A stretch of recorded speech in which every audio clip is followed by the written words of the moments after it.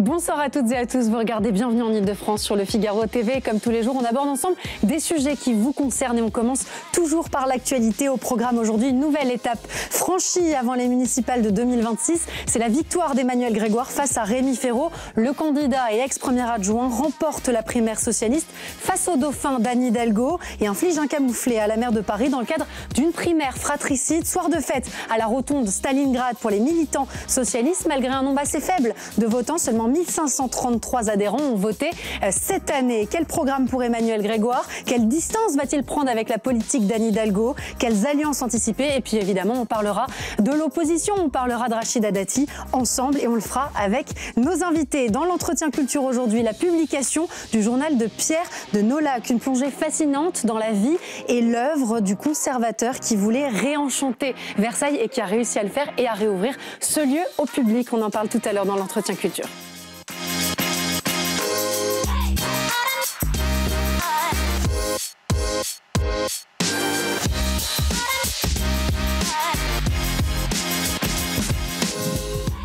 Et après plusieurs mois d'une campagne fratricide, c'est finalement l'ex-premier adjoint d'Anne Hidalgo qui remporte la primaire socialiste à Paris. 52,61% des voix pour Emmanuel Grégoire contre 44,33% pour Rémi Féraud, pourtant officiellement nommé et soutenu par Anne Hidalgo qui en avait fait son dauphin. Un nouveau revers donc pour la maire de Paris et des taux de participation très faibles. Beaucoup de questions qui concernent évidemment la ligne que suivra Emmanuel Grégoire. C'est justement tout l'objet de nos discussions du jour et on va en parler avec nos invités en plateau. Philippe Moreau-Chevrolet, merci beaucoup d'être sur le plateau de Bienvenue en Ile-de-France, professeur de communication politique à Sciences Po. Richard Flurin, vous êtes journaliste au service politique Le Figaro et c'est donc Emmanuel Grégoire qui s'impose dans cette primaire socialiste.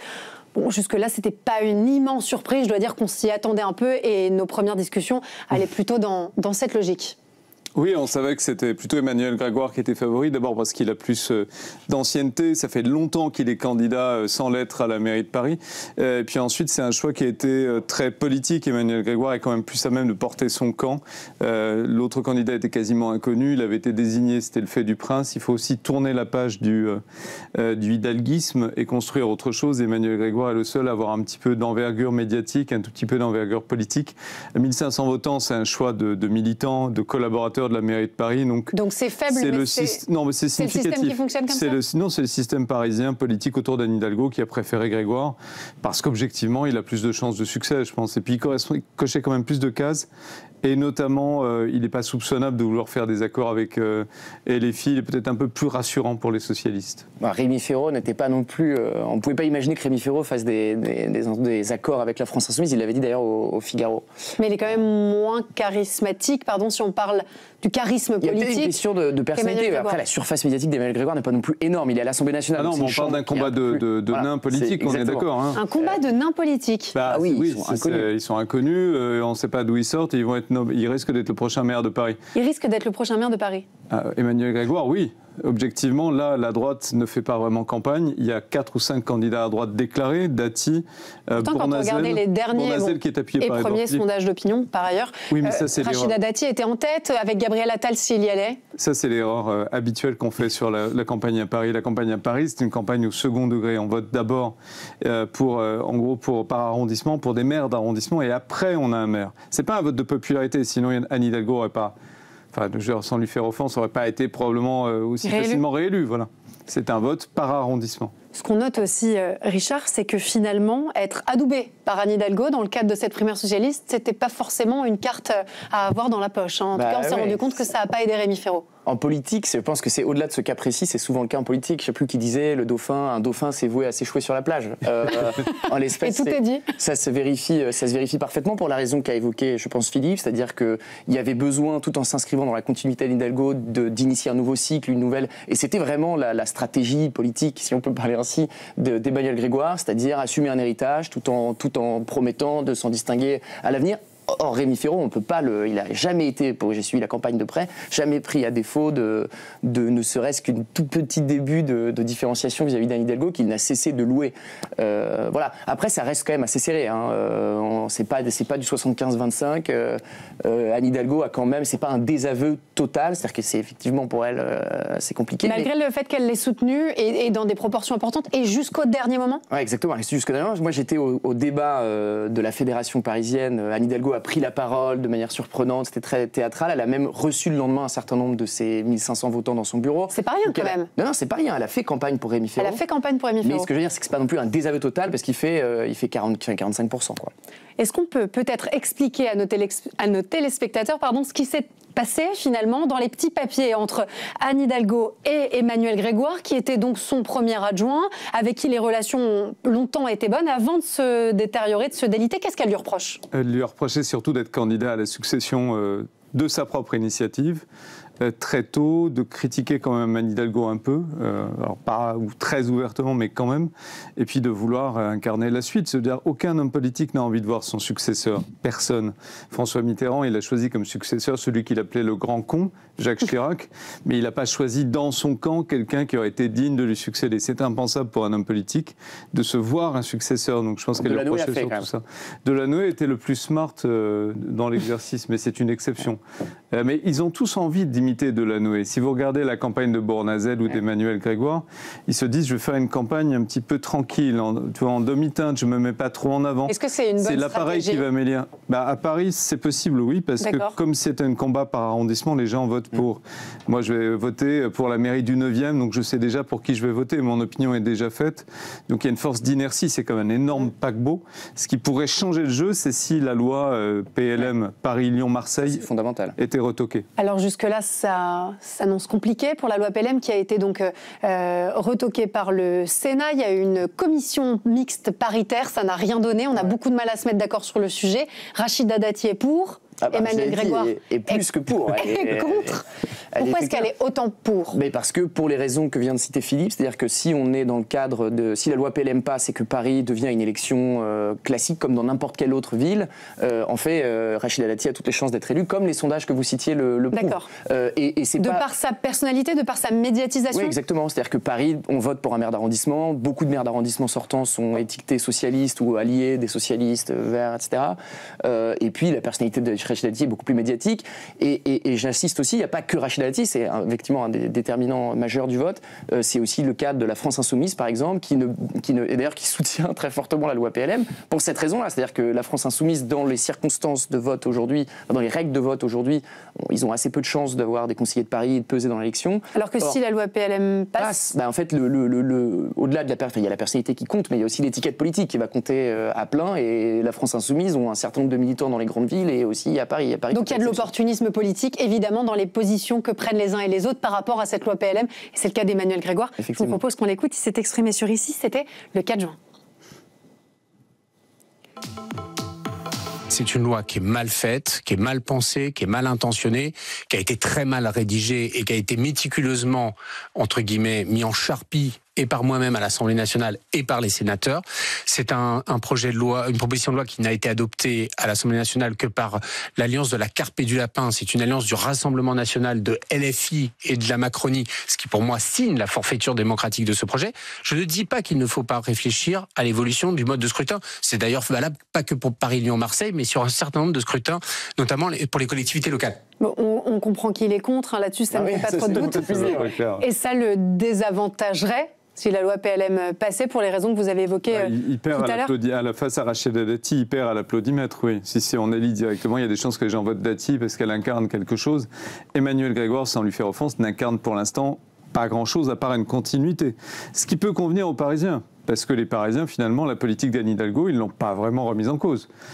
Pour les Parisiens stricto sensu, c'est moins de pollution. Plus on s'approche des municipales, est-ce que... Il y a toujours des sujets de mécontentement, mais la droite, depuis les Jeux Olympiques, elle est quand même beaucoup excusez-moi l'expression, mais à la ramasse au niveau de la contestation d'Anne Hidalgo, parce qu'ils s'attendaient à ce qu'elle échoue monumentalement face aux défis des Jeux Olympiques. Elle a plutôt bien géré. Les Jeux se sont bien déroulés. Les Jeux ce qui n'est pas uniquement du fait d'ailleurs de la mairie de Paris. Quelque part. On a oublié Saccage Paris, souvenez-vous de Saccage Paris. Tout à fait. On a oublié, parce que Paris est beau maintenant, on nous a dit que c'était beau, donc tout le monde nous dit que c'était beau. Mais je veux dire, quand on est, évidemment, on a toujours des sujets de plainte et on a tous des travaux à côté de chez vous, à côté de chez soi. Moi aussi, j'ai des travaux à côté de chez moi, mais dans l'ensemble, l'image qui a été donnée de Paris pendant les JO était positive. Ce qui fait que ça a effacé beaucoup l'élan qu'avait la droite avant les JO, qui était un bel élan, qui était une bonne dynamique sur le mode de on saccage Paris, on respecte pas les traditions, il y en a marre du hidalguisme, on nous supprime la rue de Rivoli. Il il manque un projet pour la droite et l'incarnation, ça résoudrait la question du projet. Parce que Dati donnerait une impulsion. Et l'un des symptômes de cela, je trouve, à titre personnel, c'est que Gabriel Attal, qui est pressenti, qui est souvent cité pour la mairie de Paris, qui est quand même un poste honorable, maire de Paris, on voit qu'il rechigne, enfin, il refuse de se présenter et que quand on l'interroge, il dit oh là là, j'ai pas envie de, il le dit pas comme ça, mais j'ai pas envie de me mettre dans ce métier pour les Il a tracté ce week-end Gabriel Attal et c'est pas sur Paris, c'est clairement bleu, blanc, rouge, c'est sur la France, c'est son programme de président de la République. Donc je pense qu'il a choisi.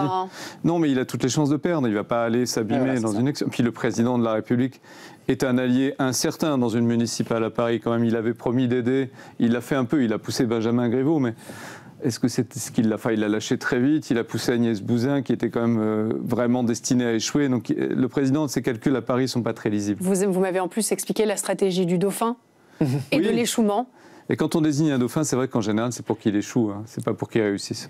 J'aimerais qu'on parle quand même de cette primaire socialiste. On a beaucoup parlé de primaire fratricide. Est-ce que c'est vraiment concernant de se dire, bon, il y a finalement un débat à gauche, même chez les socialistes, qui ont plusieurs candidats, qui ne sont pas d'accord, qui ne portent pas tout à fait la même ligne, ou est-ce que c'est aussi un exercice démocratique qui est sain, finalement, de pouvoir voter pour le candidat qui représentera les socialistes? Plusieurs choses. Déjà, on a beaucoup, et moi aussi, je dois l'avouer, beaucoup parlé au début de la campagne de guerre fratricide.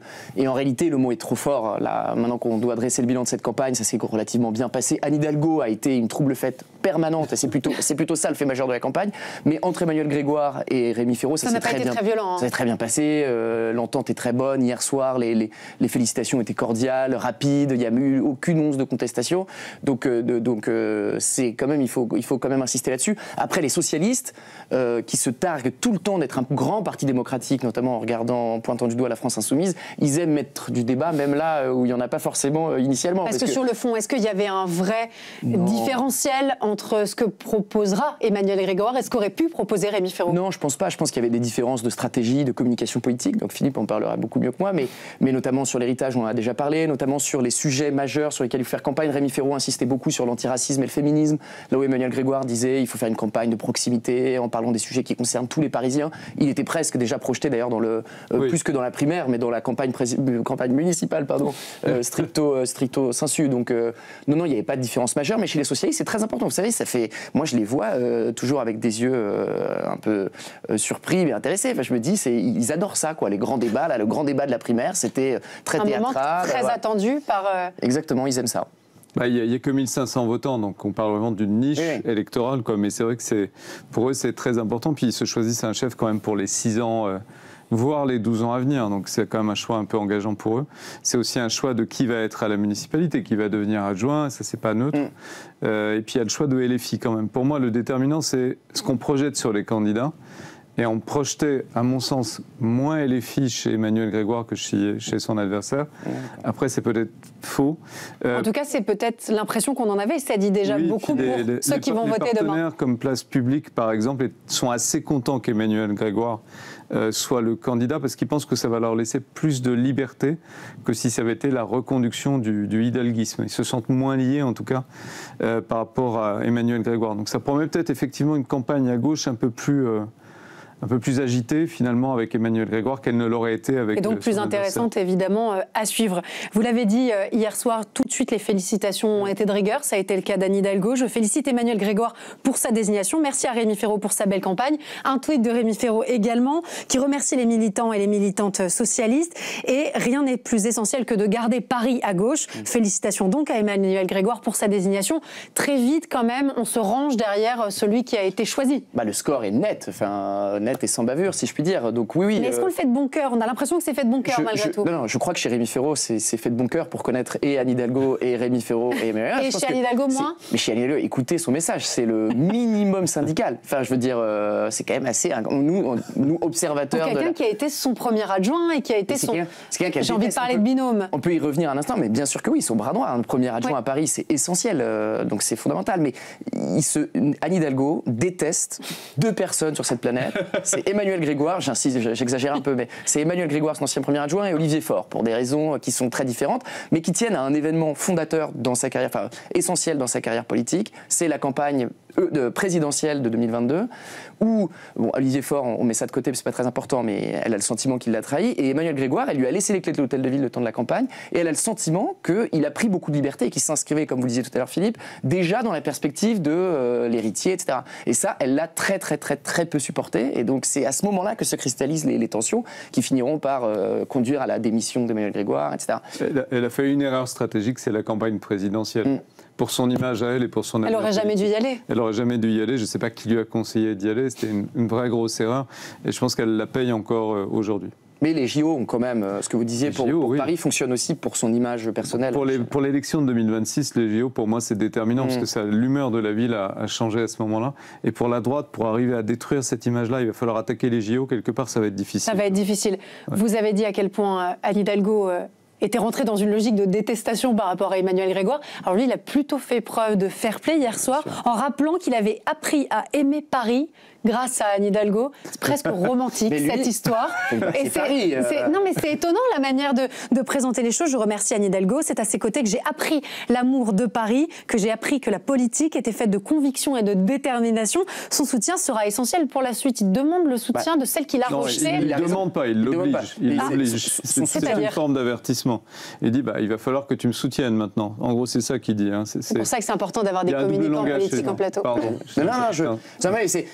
Pour prolonger ce que vous disiez sur le rapport un peu étrange entre Emmanuelle Grégoire et Anne Hidalgo, dans ce débat de la primaire auquel j'ai assisté la semaine dernière, c'est-à-dire qu'Anne Hidalgo a tout fait pour mettre des bâtons dans les roues à Emmanuelle Grégoire, elle était très théâtrale, comme je vous l'ai dit, et Emmanuelle Grégoire, malgré tout, au moment de prendre la parole, était avec des yeux de chimène, regarder la maire de Paris, lui disant « Anne, je voulais te dire à quel point tu as été pour moi... » C'est intéressant, un peu à l'avenant de ce qu'il vient de dire. Ouais, donc je ne serais pas allé jusqu'à dire qu'il a aimé Paris grâce à Anne Hidalgo, il n'y a pas beaucoup de Parisiens qui pourraient dire ça, parce qu'on passe son temps à la détester globalement, mais oui, il a été assez fort quand même là-dessus. Hein. Ça, c'est les bons politiques quand même. Ouais. Toi, tu les as suivis tous les deux en campagne, qu'est-ce que... Non, mais c'est vrai que Emmanuelle Grégoire, je trouve, a fait preuve d'un point de vue stratégique d'une plus grande... En fait, Rémi Féraud, c'est ce que je disais tout à l'heure, mais à mon avis, Rémi Féraud a voulu s'adresser à tout prix aux militants socialistes sans se projeter déjà dans la campagne municipale. Emmanuelle Grégoire, lui, s'est dit, en fait, ils vont voter, certes, ce ne sera que 1500 socialistes, donc très peu, mais ils veulent projeter dans ce candidat l'image du maire de Paris. Et il a l'envergure d'un maire de Paris, Emmanuelle Grégoire ? Anne Hidalgo, au moment où en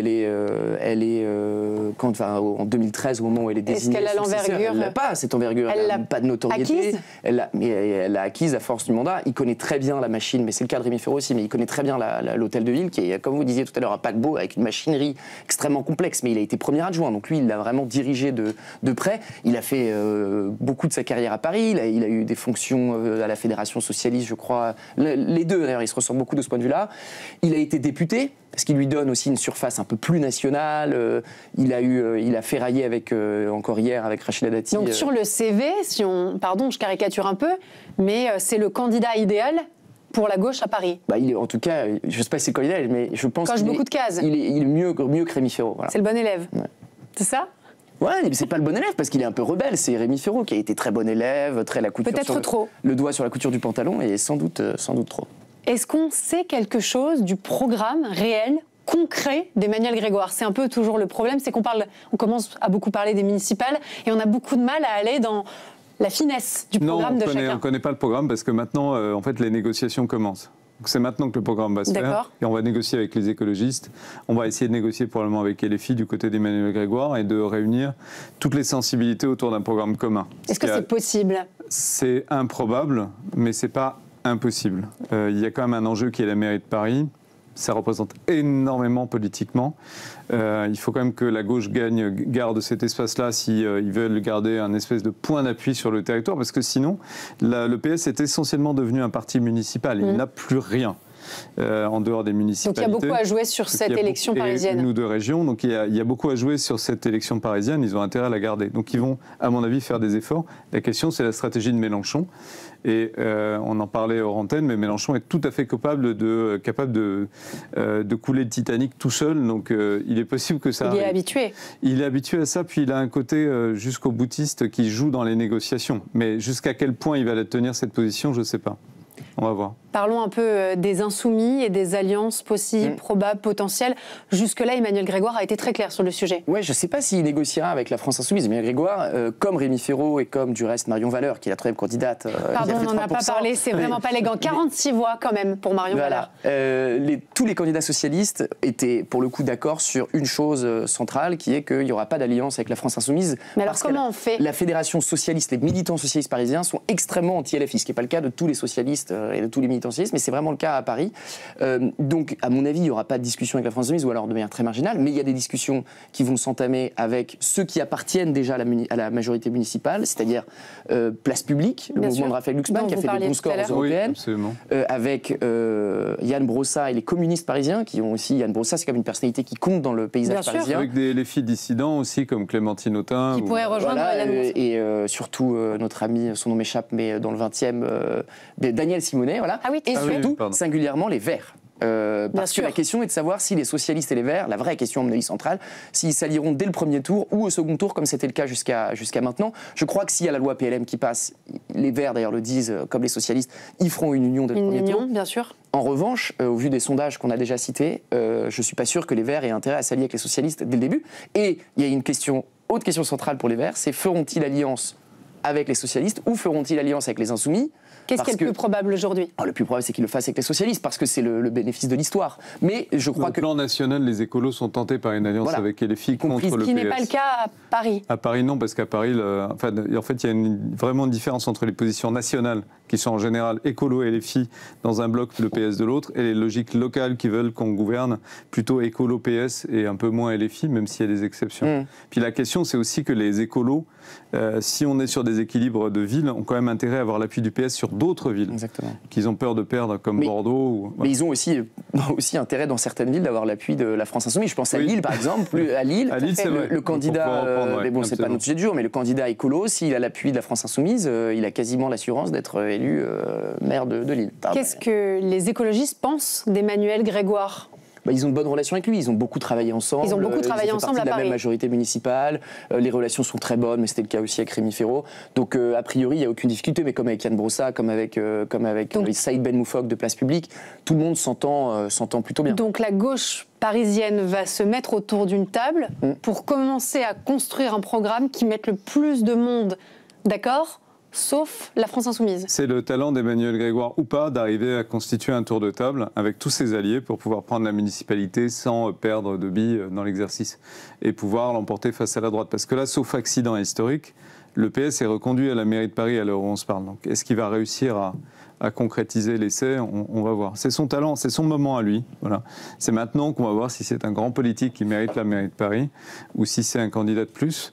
Face à lui, il a Bournazel qui est appuyé par Édouard Philippe. Alors justement, un mot peut-être de Pierre-Yves Bournazel. Bournazel, il est pas réputé pour être très charismatique, pour dire les choses poliment, mais il suit son sillon depuis des années et des années. Voilà. Il est acharné dans l'exercice. Ça, c'est sûr. Et il a un ancrage local. Il a un ancrage local, et puis il a réussi à convaincre Édouard Philippe de le soutenir. Il y avait aussi un représentant. C'était pas rien, qu'il a d'ailleurs adoubé dans le cadre de sa déclaration. Il a fait un lancement de campagne réussi, ce qui est remarquable quand même. Avec toute la presse était là, Édouard Philippe était là, il y avait même un représentant d'Emmanuel Macron. Voilà, donc il n'est pas nulle part, quoi. Après, il part quand même de très loin, et puis il a Dati en face qui peut simplement vouloir le tuer. Possible aussi qu'ils se fassent la guerre. Oui, parce que Rachida Dati, elle est quand même encore là, quoi. Oui, elle sait faire de la politique et elle le fait souvent à sa manière, pour le dire. Populiste et à fond les ballons, donc c'est possible qu'ils s'entretuent. C'est possible aussi. Il y a un scénario où le PS et les filles s'entretuent, mais il y a un scénario, à mon sens, plus probable où Bournazel et Dati s'entretuent. Puis, quel va encore une fois être le rôle du président? Qu'est-ce qu'il va faire comme un type de judo entre les deux? Alors justement, dans le cadre la droite est absente des arrondissements. Pour moi, je vais vous dire juste, la droite ne fait pas campagne sur le terrain. Est-ce qu'on sait pourquoi? Je ne sais pas. Je ne peux pas me l'expliquer. Est-ce qu'il y a une raison pragmatique? Non, ils ne sont pas présents. C'est un constat. Je ne sais pas pourquoi. Et c'est à chaque fois la même. Même dans les arrondissements où il y a des maires d'arrondissement ils sont Croix-Goulard, issus de la droite parisienne. Oui. Mais donc dans le 17e, c'est ça? Exactement. Mais le problème, c'est que oui, il y en a un ou deux qui font campagne, mais le problème, c'est qu'ils ne sont pas dans le match. C'est à chaque fois pareil. C'est à chaque fois le même scénario. On n'est pas content de la gauche. on va faire campagne, on va se décider à y aller. Puis en fait, ils annoncent sans arrêt qu'ils partent. Et il n'y a pas de campagne de terrain. NKM avait fait la même erreur, ils font tous la même erreur. Ils misent sur une personnalité, en se disant que c'est la personnalité qui va faire le travail. Mais sur qui ont-ils misé? Les socialistes ont compris que c'est un travail de fourmi. Moi, je fais partie d'un conseil de quartier. Vous avez un représentant d'Hidalgo qui vous explique dans ce pauvre conseil de quartier qui n'a pas beaucoup d'intérêt en dehors du quartier. Hein, pourtant, vous y allez, hein? Oui, j'y vais. Bah, oui, c'est mon travail. Mais quel est l'avis? Enfin, j'ai été tiré au sort, moi, donc la beauté de la démocratie. Mais j'y vais quand je peux. Mais il y a un représentant d'Hidalgo qui explique à chaque fois quelle est la position de la mairie. Et pas de l'opposition? Non. Il n'y a personne de l'opposition pour nous dire...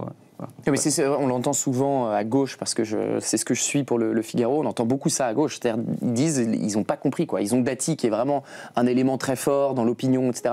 Et c'est vrai que si toute la France devait voter pour le maire de Paris, c'est sans doute même tout Paris sans. Mais il y a des règles électorales très précises, et en fait, on élit un maire d'arrondissement. Ils ont passé plus de temps à essayer de contourner le problème en changeant la loi qu'à faire campagne. En se concentrant sur le terrain. Il aurait fallu faire les deux, faire du terrain et puis régler la question du candidat après. C'est comme ça, à Paris, il est presque moins important de savoir qui est Emmanuel Grégoire que de faire campagne sur le terrain. Alors on va avoir droit à un duel, en tout cas entre Emmanuel Grégoire et Rachida Dati, ce à quoi on peut s'attendre. Ou Bournazel. Ou Bournazel. D'accord, je vais quand même parler de Rachida Dati un petit peu, puisqu'elle a essuyé un revers important hier sur l'audiovisuel public. Elle pensait bénéficier du soutien de la Macronie et de la droite. C'est finalement une poignée d'élus Renaissance qui ont soutenu la ministre de la Culture. Là aussi, ça dit quelque chose, finalement? C'est pas très clair, cette affaire, parce qu'on a beaucoup entendu aussi que c'est l'adoption de cette motion de rejet pourrait profiter à Rachida Dati, dans la mesure où ça repart au Sénat, que le Sénat votera le texte parce qu'il est d'accord avec la ministre de la Culture. Mais elle compte quand même beaucoup dessus pour Paris. Non, mais pour son image en général. Ça reste malgré tout, quoi qu'on en dise, un mauvais signal. C'est-à-dire une motion de rejet adoptée contre la ministre de la Culture qui porte un texte, même si ça lui permet in fine d'y arriver. Là, pour l'instant, dans la séquence, comme on dit en politique, c'est pas très profitable. C'est pas très profitable pour elle. Et effectivement, elle veut faire de son poste de ministre de la Culture, qui est quand même pas rien, surtout quand on vise Paris, un piédestal ou en tout cas un endroit où elle peut justement mettre en place les éléments pour sa campagne. Mais encore faut-il qu'elle obtienne des batailles politiques. C'est pas le cas sur l'audiovisuel public. C'est pas le cas sur PLM dont on a parlé tout à l'heure. Ça commence à faire beaucoup. Et je profite quand même de ce moment pour dire que c'est en plus des textes qui sont pas hyper centrales dans le désir des Français, parce qu'elle reste ministre de la Culture. Donc il faut quand même se méfier aussi pour le gouvernement. Pas central, mais stratégique, puisqu'Emmanuel Grégoire en a profité pour se positionner, pour décrédibiliser Rachida Dati. On l'écoute, c'était hier. Comment peut-on sérieusement prétendre, comme vous l'avez fait, Madame la Ministre, que ce texte serait le fruit d'un consensus? Ce projet ne rassemble personne, sinon un attelage bancal reposant sur la complaisance, ça a été dit à l'instant, du Rassemblement national. Le véritable consensus, c'est celui qui se noue aujourd'hui à nos portes, sur la place, entre les salariés de France Télévisions, ceux de Radio France, ceux de l'INA, entre les journalistes, les techniciens, les producteurs, les syndicats et les citoyens. Un consensus massif contre votre réforme précipitée, budgétairement insincère et politiquement dangereuse. C'est une double faute, une faute de méthode et une faute démocratique. Une réforme bricolée, sans financement, qui prétend renforcer l'audiovisuel public tout en l'asséchant. Irresponsable, voilà le mot. Une irresponsabilité qui est allée jusqu'à entacher vos dernières déclarations, Madame la Ministre, sur le service public. Accuser des journalistes d'avoir payé des témoins à charge. Qualifier France Inter de repère de CSP+. Ce n'est pas une politique culturelle, c'est une vendetta. Vous ne respectez pas l'audiovisuel public, vous le méprisez. Et vous cherchez à le centraliser pour mieux le contrôler. On était habitué au clash entre Anne Hidalgo et Rachida Dati. On va avoir droit à des clashs entre Rachida Dati et Emmanuel Grégoire. Là, la guerre est ouverte. C'est certain, dès que Rachida Dati, de toute façon, se trouve quelque part, en général, la tension est palpable. Donc oui, mais il essaye de se mettre au niveau de Rachida Dati. On voit qu'il y a quand même encore, juste sur le strict exercice oratoire, il y a encore un peu de chemin. Il y a un peu de travail, il y a un peu de média training à faire. Il tape, mais il est encore un peu timide, quoi. Il lui manque une phrase un peu définitive. Dati, elle est très forte parce qu'elle a des petites phrases. Il n'a pas de petites phrases, il faut qu'il soit un peu plus à l'aise aussi pour l'instant, regarde un peu sa feuille, non? Oui, il regarde sa feuille. Il manque un peu de coffre. Il va falloir travailler tout ça. Hein. On va l'aider. Hein, si vous nous regardez, Emmanuel Grégoire. Donc il y a vraiment des... Il faut parler aux conseillers d'Emmanuel Grégoire. Les gars, il faut travailler. Quoi. Les gars, il faut travailler. C'est ce que vous dites aux conseillers. Oui, quand même. C'est la mairie de Paris. Quoi. Il reste du boulot. Il reste du boulot. Puis très vite, on va lui prêter une intention présidentielle s'il est élu. Enfin, il va falloir construire un personnage. Parce que maire de Paris, j'adore cette injonction. Ah, ça va vite avec Philippe. Il va falloir construire un personnage parce que dès le moment où il va être élu, il va être attaqué. C'est-à-dire que c'était Hidalgo démission, ce sera Grégoire démission. Oui. À peu près le lendemain de l'élection. Donc il va falloir qu'il se protège, qu'il prenne un peu... Dès avant, pendant la campagne, ça va être... Oui, avant. Forcément critiqué. Avant la campagne, ouais, la campagne, je ne sais pas trop à quoi elle va ressembler. Ça dépend de beaucoup qui en a en face. Si c'est Dati, effectivement, ça risque d'être assez musclé et sportif. Je comprends que vous ayez envie que ce soit Dati. Pour la télé. Pour la télé. On se refait pas. Hein. Bournazel, ce sera sans doute un peu plus calme. Si c'est Bournazel-Grégoire, ça risque d'être des élections un peu ternes. Mais bon, il y aura du fond. Il y aura du débat. Un dernier mot peut-être sur vous savez. Les prochaines étapes importantes pour ceux qui nous écoutent. Et puis, c'est vrai qu'ils ne comprennent pas toujours tout à cette politique politicienne, qui ont envie de savoir un peu le calendrier de ce municipal. C'est simple, comme on l'a précisé tout à l'heure, les discussions vont commencer avec pour ce qui est d'Emmanuel Grégoire en tout cas, les discussions vont commencer avec les partenaires de gauche. Oui. Dès aujourd'hui, il n'y aura pas d'événements significatifs avant la rentrée. Je pense qu'à la rentrée, il va falloir qu'Emmanuel Grégoire, et d'ailleurs je crois que lui-même me l'a dit, il va faire un événement qui ancre un peu ou qui crante plutôt ce qu'il a fait, ce qu'il a réussi là, un éventuel D'accord, un point d'étape important. Voilà, exactement. Et puis après, en voiture, il faudra nouer un accord, peut-être avec les Verts, et puis c'est mars 2026, donc c'est très vite, ça va vite arriver. Hein. Et du côté de l'opposition? L'opposition, il faut qu'elle se réveille tout de suite. Maintenant qu'elle a un candidat, elle a un punching ball, il faut qu'elle attaque le candidat, il faut qu'elle y aille à fond. Il n'y a que ça comme stratégie. Présenter les choses. Voilà. L'adversaire, en tout cas, il faut qu'ils comprennent que l'adversaire, c'est pas eux-mêmes, parce que s'ils s'attaquent entre eux, là, ils ont d'ores et déjà perdu. Merci beaucoup, messieurs, de nous avoir aidés à décrypter cette victoire d'Emmanuel Grégoire dans le cadre de cette primaire socialiste. C'était un plaisir de vous avoir en plateau pour décrypter tous ces sujets et toujours avec beaucoup de plaisir. Merci beaucoup, Philippe Moreau-Chevrolet. Merci beaucoup, Richard Ferrand. On vous lit évidemment dans le Figaro et on passe tout de suite à l'entretien culture.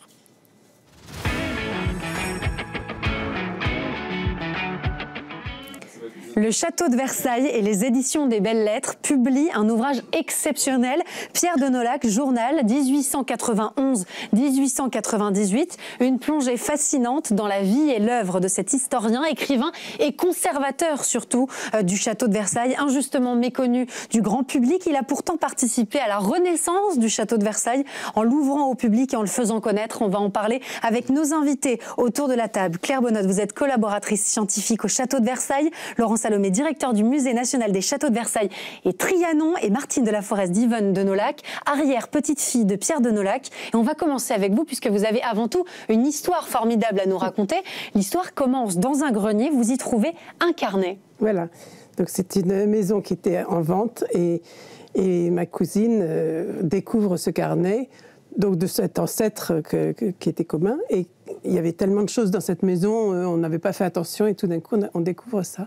Avec beaucoup d'autres choses. Un carnet que vous avez apporté en plateau.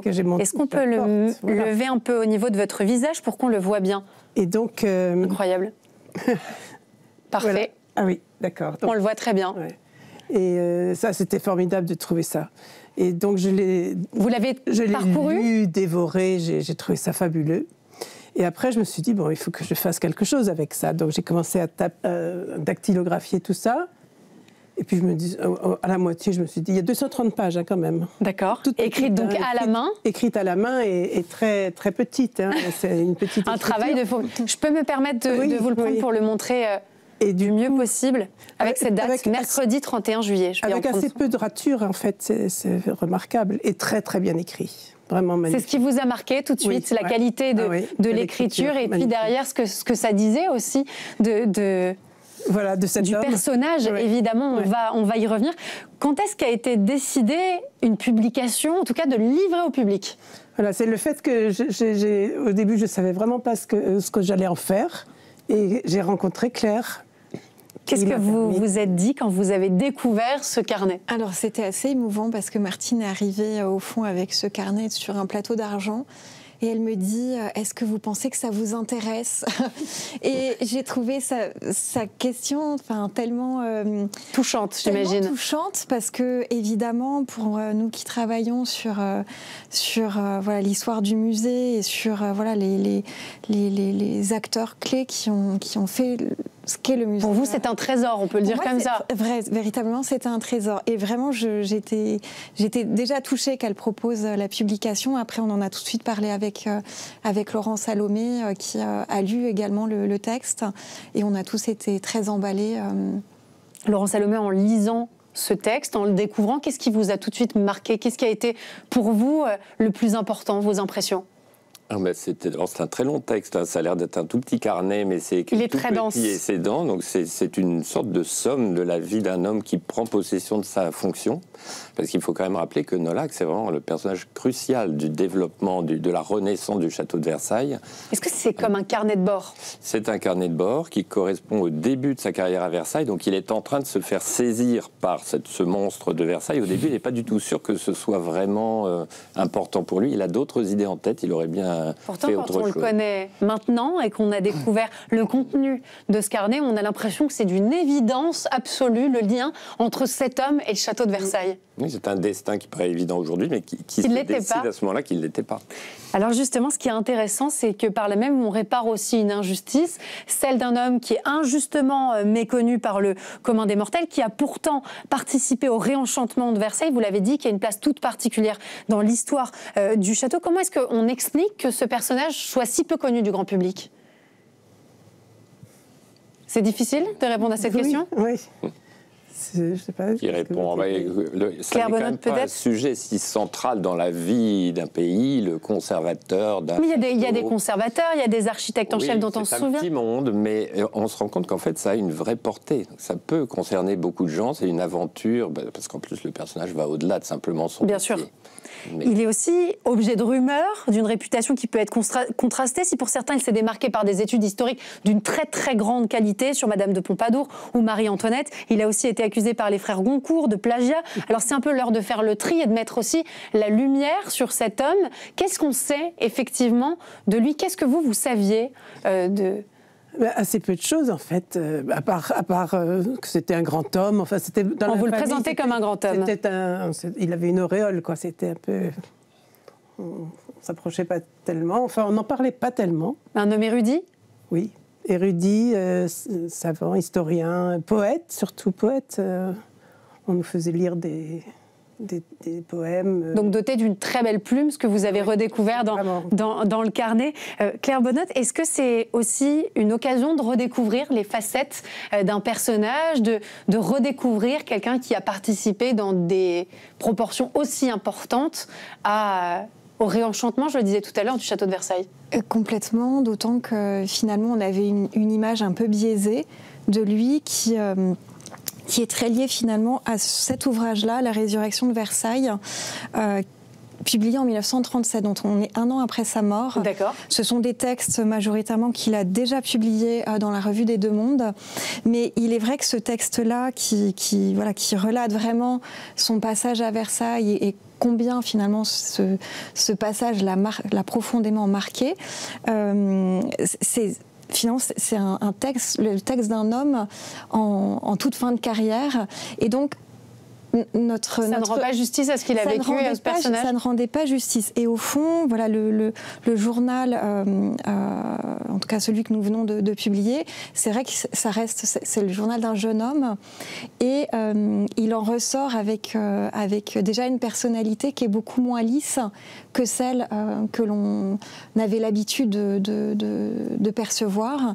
Et puis voilà, il livre vraiment avec une assez grande honnêteté, même si voilà, peut-être certains passages, il n'est pas complètement, mais ses doutes, voilà, il n'est pas un historien de l'art d'ailleurs, donc il y a une notion aussi d'intimité qui est intéressante et qui nous permet d'approcher différemment aussi le château de Versailles. Oui, et puis là, c'est vraiment le moment où il se dit, mais au fond, voilà, ce serait une bonne chose que d'être l'historien de Versailles, et il se lance véritablement, mais c'est un peu, de son côté, c'est un peu une gageure, parce qu'au départ, il n'y connaît pas grand-chose. Et c'est ce que vous nous disiez tout à l'heure. On va revenir d'ailleurs à Ce qu'était le château de Versailles avant l'intervention de Pierre de Nolhac, comment est-ce que vous décririez le château de Versailles et ses abords? À son arrivée, alors c'était un lieu un peu tranquille, et il a d'ailleurs raconté un peu cruellement sur son prédécesseur que ce Charles Gosselin, qui était un peintre, lui avait dit « Pas de zèle, jeune homme, laissez ce musée. » On laisse les choses en l'état et on laisse tranquille. Personne. C'est un peu forcé, ça c'est un peu la légende aussi que Pierre de Nolhac a voulu créer en refaisant le bilan de sa carrière. Mais c'était quand même un château en déclin. C'était un château transformé en musée par Louis-Philippe, qui était devenu un musée à toutes les gloires de la France, un musée historique, très à la mode au début, à l'époque romantique, et puis qui commençait, après le Second Empire, à devenir un peu moins moderne. Donc effectivement, il y avait une question, qu'est-ce qu'on allait faire de Versailles? Et sans doute que sans Pierre de Nolhac, on aurait du mal à s'en emparer. Idée de faire revivre le palais de l'Ancien Régime en recréant tous ces appartements, en faisant revivre un peu Louis XVI et Marie-Antoinette et tous les autres à l'intérieur du château. Et je vous propose qu'on regarde un extrait pour se rendre compte de l'ampleur aussi du travail et de la charge qui était la sienne et dont il s'est emparé avec merveille. On regarde ensemble. L'année 1848 marque l'abdication de Louis-Philippe et la fin de la monarchie de Juillet. Le public, venu nombreux découvrir le musée de l'histoire de France, se désintéresse peu à peu du château de Versailles. Délaissé, il retombe progressivement dans l'oubli. En 1886, Pierre de Nolhac a 28 ans. Spécialiste de l'humanisme italien du XVIe siècle, il est pourtant nommé attaché de conservation au château de Versailles. En cette fin de XIXe siècle, le château a perdu de sa superbe. Le public délaisse l'ancienne demeure royale. Le château prend la poussière. Le château agonise. La sève de la vie ne monte plus dans ces pierres qui s'émiettent. La ruine vient, implacable, faisant à chaque pas son travail de mort. C'est dans un château en piteux état que Nolhac pose ses valises. De cette période, il raconte. Le château gardait dans le silence le reliquaire de ses souvenirs. Ce musée se trouvait plein de richesses insoupçonnées, mais le public en avait perdu le goût. Trianon est gravement menacé. Si l'on tarde à y porter secours, il ne sera bientôt plus temps. On laissait venir la ruine qui annonçait une lente destruction. Et là, en effet, on se rend compte de l'étendue du travail à fournir. Il est nommé conservateur en titre du château en 1892, opère un changement radical, notamment en restituant les appartements royaux des XVIIe et XVIIIe siècles. Il mène des travaux de recherche qui sont colossaux, il entame d'importants travaux. Est-ce qu'on sait, est-ce qu'on découvre au travers de ce carnet, quelle est son ambition première ?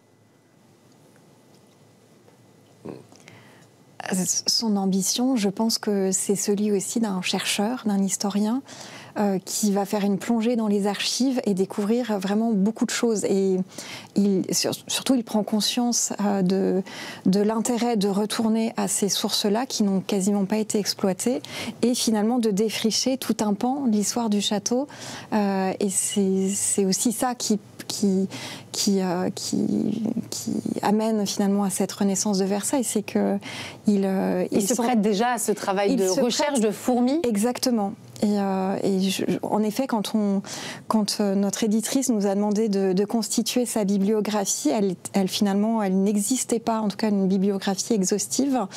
On mesurait pas finalement l'étendue du travail. L'étendue du travail, ça rassemble là dans l'ouvrage un peu plus d'une trentaine de pages. C'est incroyable. Très honnêtement, on peut se poser la question. Quand dormait-il? Quand dormait-il? Parce que quand on sait combien il est difficile d'écrire un article ou un ouvrage, et au fond, ce journal-là, il évoque bien le nombre d'éditions, j'ai repris tel article, puis il continue d'ailleurs à s'intéresser à l'Italie, donc c'est vraiment... c'est le travail d'un passionné. C'est le travail d'un passionné, oui. Et pourtant, il n'arrête pas de se plaindre dans son journal d'être accaparé par les tâches administratives qu'il trouve absolument...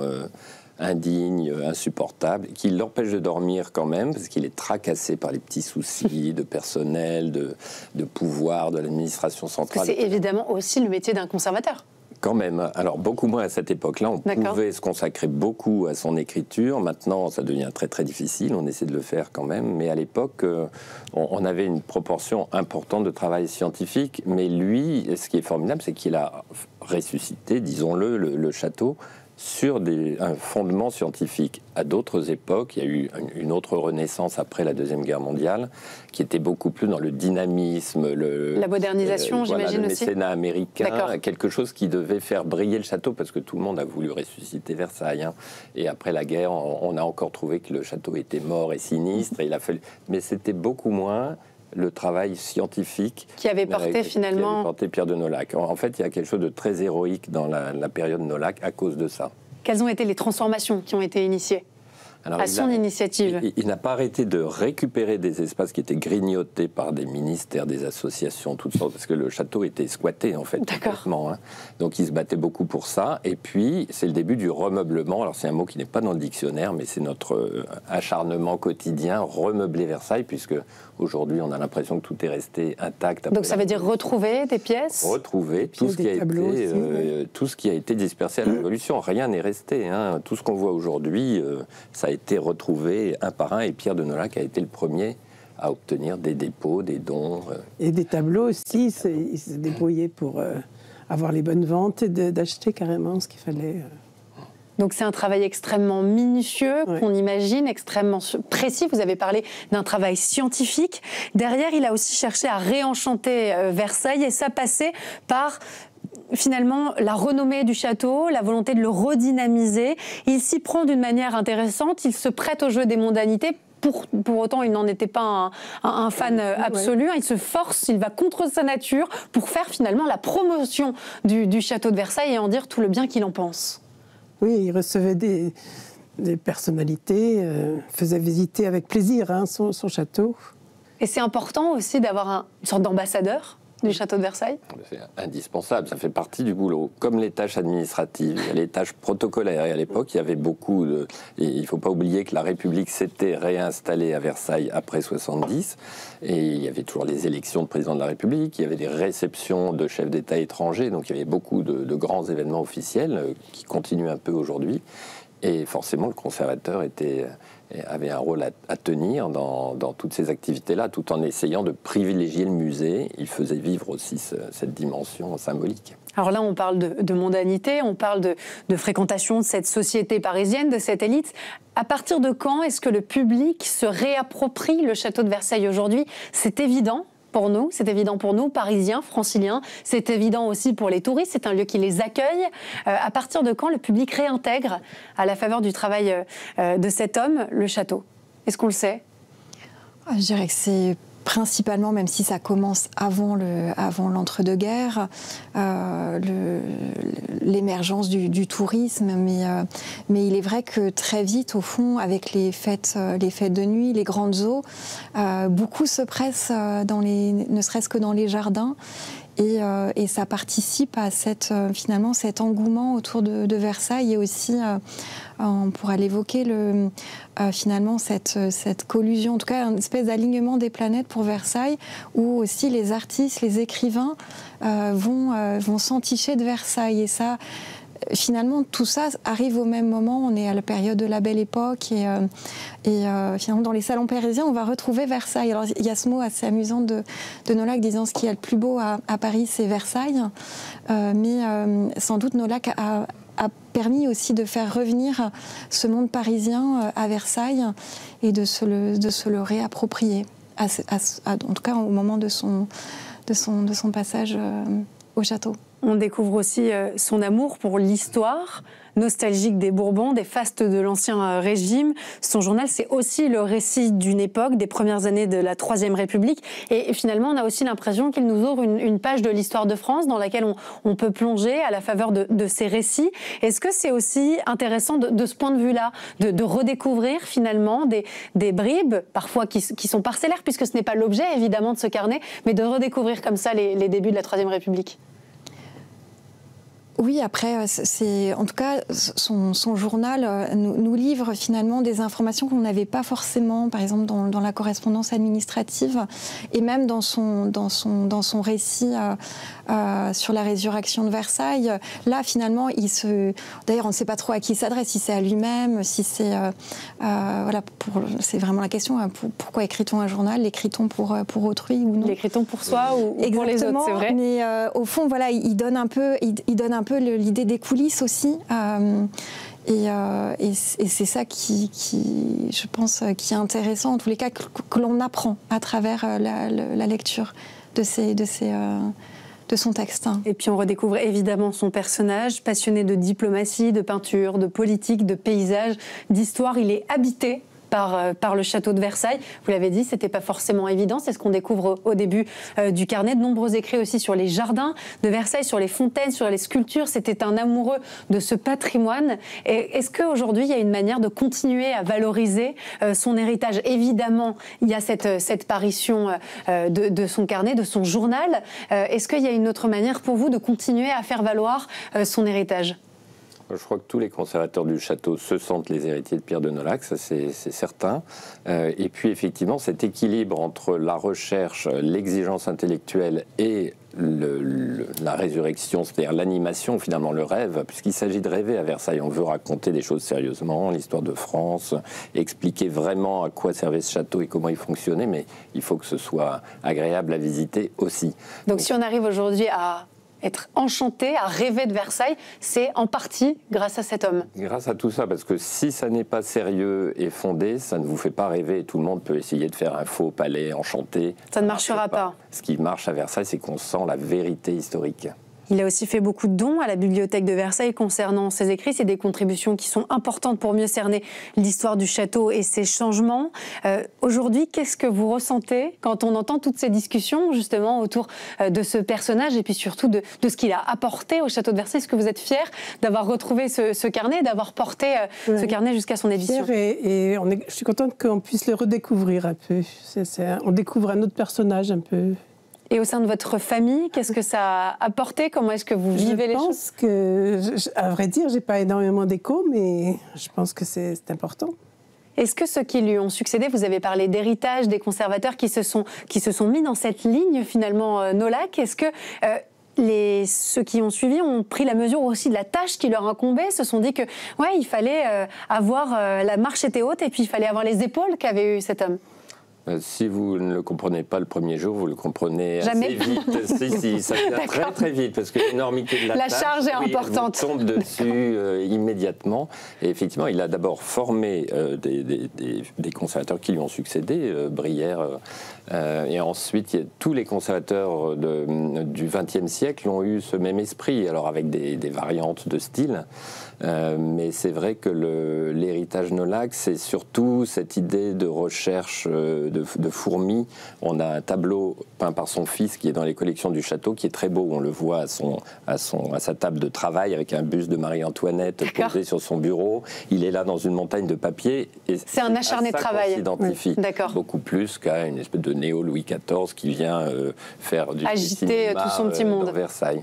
Donc le côté voilà, fourmi. Et le papier, c'est ce qui est très beau dans ce journal. C'est un homme de lettres qui écrit merveilleusement, qui fait aussi des poèmes, mais je trouve que le journal est encore plus intéressant au plan littéraire que les poèmes, parce que on se demande effectivement si c'est fait pour lui ou pour être lu, pour être publié. Il devait se douter qu'un jour on le publierait peut-être, parce que c'est vraiment très très bien. En tout cas, c'est digne d'être publié, et la qualité en tout cas de sa plume n'est plus approuvée. Est-ce que c'est un homme qui est enseigné dans des écoles qui sont spécialisées, notamment dans la conservation, dans le patrimoine?